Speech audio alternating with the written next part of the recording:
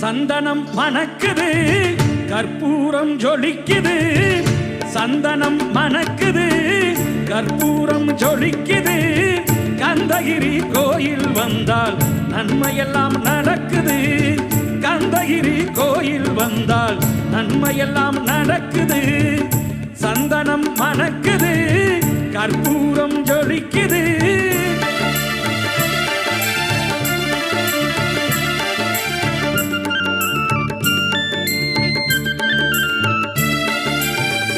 நித்தமும் பாலிலே நீராட்டுவோம் பச்சை நிறத்திலே பட்டாடை நாம் கட்டுவோம் நித்தமும் பாலிலே நீராட்டுவோம் பச்சை